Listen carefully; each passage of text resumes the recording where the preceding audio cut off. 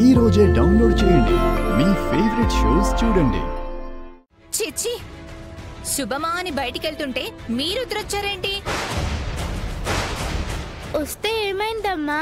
నల్ల పిల్ల ఎదురొచ్చినా నల్ల కుక్క ఎదురొచ్చినా పర్వాలేదు కాని ఈ మహాతల్లి ఎదురొస్తే వెళ్లే పని ఏదైనా సర్వనాశనమే. లోపలికెళ్ళి కాళ్ళు కడుక్కొని తర్వాత బయటికెళ్దాం పదా.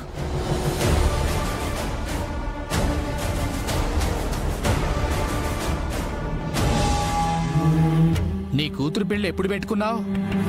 అన్నీ బాగుంటే రేపే చెయ్యాలరా, కానీ ఒక మహాతల్లి వల్ల పెళ్లి వాయిదా పడింది. ఎవరు? అదిగో నడుచుకుంటూ వస్తుందిగా, ఆవిడి గారి వల్లే నా కూతురు పెళ్లి ఆగిపోయింది.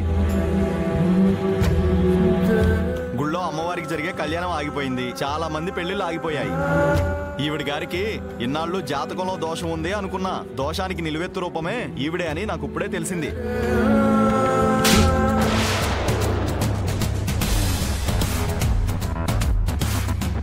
గుడిలో అమ్మవారి కళ్యాణం ఆగిపోయింది తన వల్ల. నువ్వు చూసావా తను తాళి తీయడం? చెప్పు, చూసావా? నీ కూతురు పెళ్లి ఆగిపోయింది తన వల్ల. తనేమన్నా చేసిందా నీకు? ఏమా, తను ఎదురొస్తే అరిష్టమా? తన వల్ల నీకు ఏం కష్టం వచ్చింది? ఏం బాధ కలిగింది? చెప్పమ్మా, ఏం బాధ కలిగింది? హలో, మీ గోడకి పోస్టర్ లాంటిస్తే మీకు ప్రాబ్లమా? మరి ఎలక్షన్లో నా వంటిస్తుంటే ఎవరు ఏం మాట్లాడలేదే? ఒక ఆడపిల్ల కష్టంలో ఉంటే, ఆ ఫ్యామిలీ దుఃఖంలో మునిగిపోతే, కుదిరితే చేతనైతే వాళ్ళకి సాయం చెయ్యాలి, వీలైతే వాళ్ళని ఓదార్చాలి.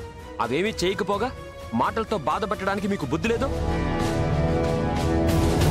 మీ ఇంట్లో మీ కూతురుకో, మీ చెల్లికో, మీ అక్కకో ఇలాంటి ఒక కష్టం ఎదురైతే మీరందరూ ఇలాగే మాట్లాడతారా? చెప్పండి, మాట్లాడతారా? ఇంకోసారి ఎవరైనా ఇలా మాట్లాడినా, చులకనగా చూసినా నేనేం చేస్తానో మీ ఊహకు కూడా అందదు. జాగ్రత్త.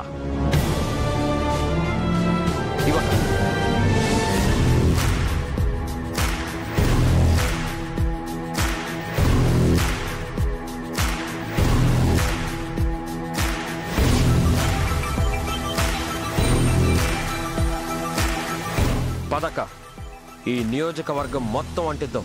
ఎవరైనా అడ్డొస్తే తోలు తీసి వాడి మొహాన్ని పోస్టర్ అంటిద్దాం. అయ్యో తమ్ముడు, నీకెందుకయ్యా ఈ శ్రమ? శ్రమ కాదక్క, నా బాధ్యత. పదండి. రామా,